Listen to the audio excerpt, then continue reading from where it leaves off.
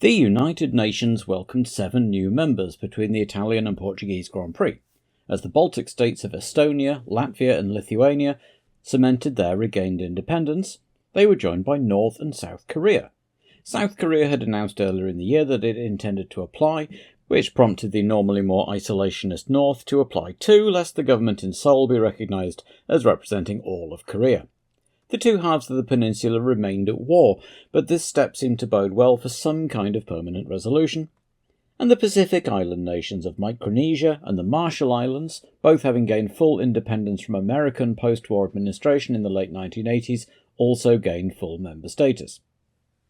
In the Middle East, the long-running hostage situation in Lebanon seemed to finally be ending, as Israel released 51 Arab prisoners, and the bodies of 9 more, in exchange for which Hezbollah began to release the last of their Western hostages, a process that had begun with the release in August of John McCarthy, a British hostage who had spent over 5 years as a prisoner, and Edward Tracy, an American who had been captive almost as long.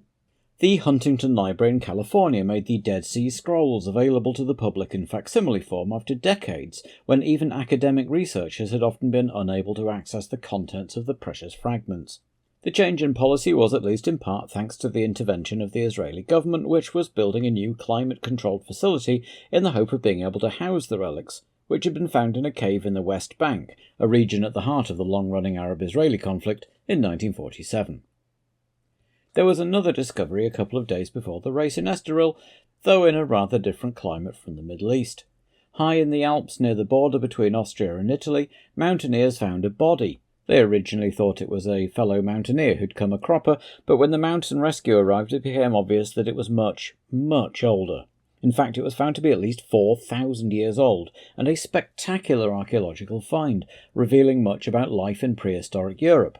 Initial English language attempts to dub the mummy Frozen Fritz never really took off, and instead the name Ötzi, after the Ötztal region where he was found, was the one that stuck. Which is ironic, really, because it would transpire later, after much wrangling, that he had in fact inconveniently expired just over the border in Italy, and was later transferred from the University of Innsbruck to a museum in Bolzano. As the F1 teams assembled at Estoril, talk had turned from Schumacher to Prost, who had won races and been a title contender every single year since 1981, after his 1980 debut, until now. He was understandably frustrated and angry with the seemingly interminable team politics, and with the Italian sporting press who seemed to be making him the scapegoat and demanding his sacking. So, would he be moving to Ligier after all? He'd promised Guy he'd let him know his intentions before Portugal, and met manager Piero Fusaro to see if he could negotiate a way out of Ferrari, but Gianni Agnelli dug in his heels and insisted that Prost was under contract for 1992, and even if he didn't drive for Ferrari, he was contractually obliged not to drive for anyone else either. All of which inevitably leaked to both the French and the Italian press, which didn't help matters one bit, especially when Marco Piccinini conspicuously was seen having dinner with Stefano Modena in Monaco. By the time everyone arrived in Estoril, then, expectation was at fever pitch. Prost arrived looking cheerful and with a new haircut, and called a press conference, only to announce that he had nothing to announce, and had another dig at Ferrari management, a lack of ambition and funding from Fiat and the Agnellis. He had called Guy Ligier to defer a decision for another couple of weeks, still not quite convinced that all the pieces were in place for this French super team. Guy, for his part, was still publicly enthusiastic about the prospect, though, describing Alain as having the makings of a French Ron Dennis. For their part, Ferrari hadn't officially responded to Prost, at least in public, but as well as Stefano Modena, Piero Lardi Ferrari was seen in conversation with Ivan Capelli, Pierluigi Martini, and Stefano Modena again, as well as Michael Andretti, guest of Ferrari veteran Mario. The BBC reported, meanwhile, a strong rumour that Nelson Piquet would drive a Ferrari next year. Even Nigel Mansell was apparently tentatively approached, probably more in hope than expectation. The team's most recent recruit, Jean Alesi, was also looking rather fed up of the whole circus, not coming down either on Prost's side or the team's, but making it clear that he thought the whole thing was a distraction they didn't need, and was rather put out when his race engineer was sacked because his girlfriend was thought to be passing information to Cesare Fiorio. Ferrari had apparently yet to take up Alesi's option for 1992, so they could yet be running a completely new driver lineup. Ferrari weren't the only team in deep trouble, though.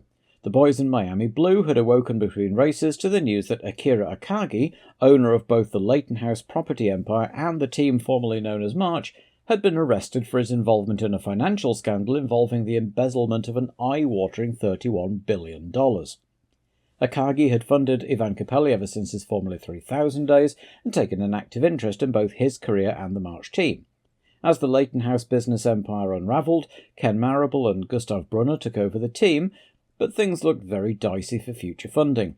They had two main assets to tout to potential backers: the finicky but powerful Ilmor engine, which they hope will improve next year, and the vital points scored in Hungary, which should keep them out of pre-qualifying in early '92. Enzo Coloni, after an even worse season than usual for the hard-trying Italian team, had finally accepted that Formula One just wasn't for him. He had considered winding his team up entirely, but instead found a buyer in order to help keep his staff employed. Andrea Sassetti, an Italian fashion designer who specialised in shoes, didn't seem the natural choice to own an F1 team, but it had worked out well enough for sweater merchants Benetton after all. They could at least see if they could get Pedro Chavez through PQ at his home race. Fellow strugglers Footwork were rumoured to be the beneficiaries of Tyrrell's woes, with a contract to run the Mugen-prepared Honda V10 said to be in the works, with Aguri Suzuki coming in as part of the deal to replace the out-of-favour Alex Caffey. Though Porsche are still insisting that they have a 1992 contract with Footwork and will be powering the team. Bertrand Gachot's appeal had been scheduled for the 15th of October between the Spanish and Japanese Grand Prix, but he wouldn't be back in a Jordan even if he was successful, as Eddie had sold his seat again, this time to Italian F3000 hotshot Alessandro Zanardi, who would drive the last three races, much to the disappointment of Roberto Moreno, who thought he'd raised enough sponsorship to finish the season.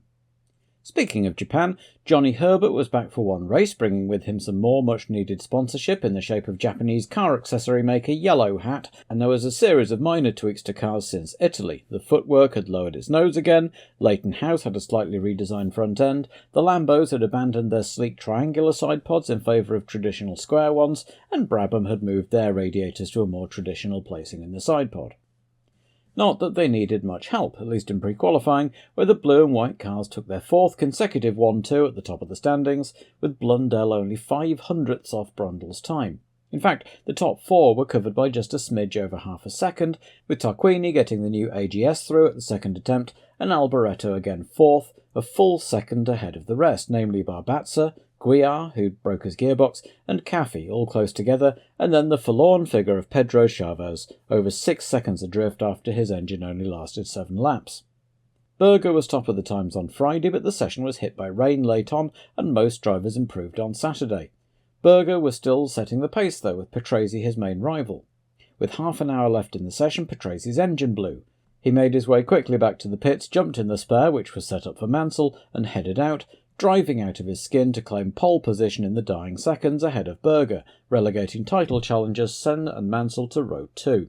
But I mean, for you guys, it couldn't have worked out better. I mean, shit.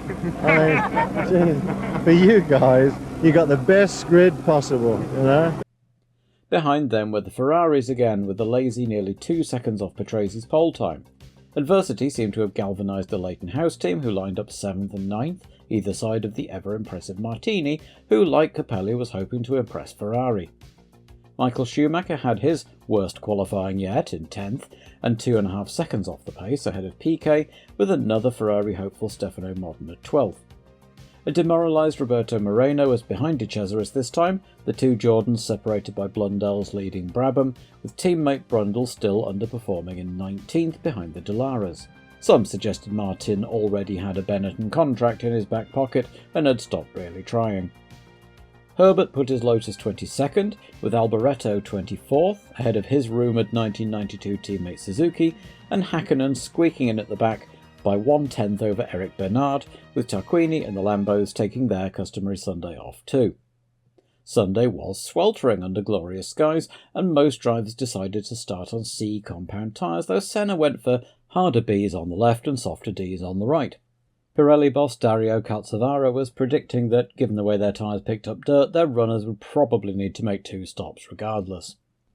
Prost's Ferrari burst into flames in the warm-up thanks to a clogged pipe somewhere inside, so he would start in the spare car, while McLaren were rather discombobulated to be behind Morbidelli's Minardi in race trim and took their engines apart and replaced the injection equipment, while Senna tried out both his race car and his spare car and decided to take the spare, as he liked the feel of it better. So, in front of some pretty empty stands, just 25,000 on the gate, everyone got ready for what could turn out to be the decisive race. Mansell had it all to do, while Senna could be much more relaxed and just pick up points rather than having to chase for the lead. The red light went green and 26 cars tore off the line, Patrese finally getting a good start from pole and Mansell cutting aggressively in front of Senna, then barging his way past Berger into turn 2, while Alain nearly also ran into Senna and had to throw out the anchors. So a great start from Mansell's point of view, as the top 6 consisted of 3 number 2 drivers leading their team leaders, Patrese ahead of Mansell, Berger ahead of Senna and Alain ahead of Prost, with Martini up to 7th. Herbert's return to Lotus didn't last long, his clutch exploded on lap 2, causing a brief but lively fire, while Patrese had put his foot down and was disappearing into the distance ahead of Mansell. Ricciardo had said he would help Mansell's title challenge, but he was also having a good season himself and was keen to win just as much. By lap 3 the gap was over 2.5 seconds and Mansell still couldn't quite break away from Berger behind him. Berger in turn seemed to be leaving Senna behind as the top 3 circulated about 2 to 3 seconds apart over the opening laps, with Mansell and Patrese swapping lap records. Blundell's Brabham livened up proceedings a little by breaking its right rear suspension and chucking him into a gravel trap, the exact same breakage that had happened at speed to Martin Brundle in practice, but overall it seemed like everyone was waiting for the pit stops as the 2 Williamses were now leaving Berger behind, even as they eased off the gas a little. JJ Leto pulled in to retire with a gear selection problem. The Scuderia Italia team had confirmed, by the way, that they would indeed be taking over Minardi's Ferrari engine contract next year. And a couple of laps later, lap 17, his teammate Pirro was in for tyres, just as Patrese waved Mansell through into the lead. The Williamses were by now far out in front, with Berger some 7 seconds behind Patrese and Senna 3 seconds behind Berger and 11 ahead of the chasing Ferraris. Pirro, meanwhile, lasted only another lap before his Judd engine failed. The race was beginning to enter the window for early pit stops as Senna began to pull back up to Berger and De Cesaris was the first in, having his straps tightened and returning to the track 16th, while Piquet came in a little later from 11th to have a new set of dirt magnet Pirellis put on. Berger was the first of the leaders to peel in, returning to the track behind the Ferraris, and next time round Senna was in for a greased lightning 5-second stop to get him back out ahead of Berger. Prost was next, then on lap 30 Mansell came in from the lead. A quick turnaround and off he went. But too quick as it turned out. There'd been a mix-up in communication, Peter Windsor on the front jack let him go too early, and his right rear wheel fell off on the way down the pit lane, scattering other mechanics. A furious Mansell, now blocking the entire pit lane, beat on his cockpit coaming as the team ran down with a new wheel, lifted the car bodily, put it on, and off he went, rejoining 17th and a lap down. As Alain came in and also made a bit of a pudding of his stop, ending up parked practically sideways in his box and causing his stop to last nearly 17 seconds. So Patrese now led Senna, Berger, Prost and the 2 Minardis of Morbidelli and Martini, while Mansell set about fighting his way back up the field. But would he be allowed? His car had been worked on outside the pit box and had apparently been pushed backwards in the process, and he'd been disqualified for exactly that 2 years earlier in the Ferrari at this very race. The team had probably been doing the right thing in getting him out of the way, and he'd been frantically waving at the marshals not to push him back, but rules is rules. As the stewards scratched their heads, Patrese peeled in for his stop. A careful Williams stop saw him rejoin just in front of Mansell, who charged through and unlapped himself just after overtaking Häkkinen for 16th place. By now, with all the tyre stops among the leaders done, and Berger having repassed Senna on the start-finish line, it was about half distance, as Mansell set a fastest lap as he continued his charge. Berger's second place didn't last long though, as no sooner had he set fastest lap, his Honda started missing a cylinder, and he let his team leader back through again before coming in to retire. So on lap 38 of the 71, it was Patrese leading Senna by about 11 seconds, with Prost now 3rd, Alain 4th, Martini 5th, and Capelli up to 6th, with the Benetton 7th, Piquet, and 9th, Schumacher sandwiching De Cesaris' Jordan. Prost lost that 3rd place when his engine expired on the following lap, and everyone else shuffled up a place, as Mansell's charge had now taken him up to 9th place behind Schumacher.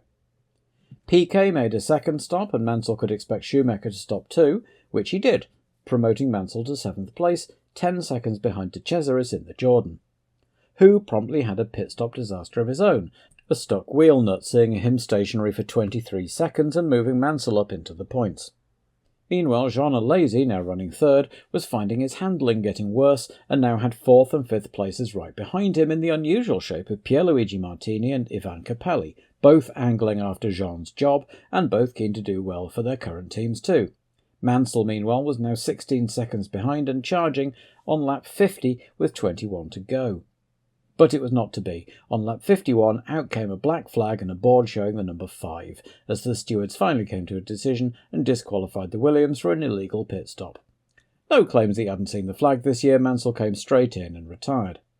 So Schumacher was up to 7th as Alesi managed to put a bit of air between himself and the chasing Italians, but with Senna in no real need of chasing Patrese for the lead, and a huge lead of his own over Alesi, there didn't seem any prospect of a change in the top 3 at least, absent a technical problem or a driver error, neither of which was entirely improbable given the hot conditions. As Patrese came up to lap Capelli, who was in turn lapping Hakkinen, there was a shower of sparks from the Leighton house as the Italian's front wing came adrift going into turn 1. After scraping along the wall, he gingerly got going again, shedding his loose nose a couple of turns later and bumping through a gravel trap, all of which promoted the two Benettons, both lapped, to 5th and 6th. Capelli made it round to the pits and the team put a new nose on, and tyres for good measure, before sending him out to see what he could do in the remaining few laps, but the damage was too great and he rolled back in to retire. Patrese had eased off now, and had an impatient Piquet anxious to get past and off after Martini, so Ricciardo moved over and let him through. A charging Schumacher, meanwhile, was also eating up the gap between himself and his teammate, especially when duelling Comas and Nakajima nearly collided right in front of him, and was soon also knocking on Patrese's back door, so he likewise waved Michael through as he began his final lap. Patrese came home to take a dominant win, his 2nd of the year and the 5th in his long career, and Williams' 50th win. Senna swept home to take 6 points for 2nd place, and Alesi savoured a well-deserved 3rd after all his bad luck so far this year. Pierluigi Martini followed him home after a fine race to delight the Minardi team, with the Benettons finishing 5th and 6th, an impressive Schumacher scoring for the 2nd time in his first 3 races. Gugelmin took 7th off de Cesaris in the dying laps, Moreno signed off his brief Jordan career with 10th, and a remarkably high number of finishes meant that poor Capelli was classified all the way down in 17th after his woes, while Michele Alboreto took Footwork's first finish of the year, indeed their first finish as Footwork rather than Arrows. Patrese celebrated and Williams celebrated, but there were long faces despite gaining 4 points on McLaren in the constructors' race. Senna's 6 points to Mansell's none meant that the gap was now 24 points. Nigel would need to win at least 2 of the remaining 3 races to take the title, while Senna could win the title in a week's time in Barcelona.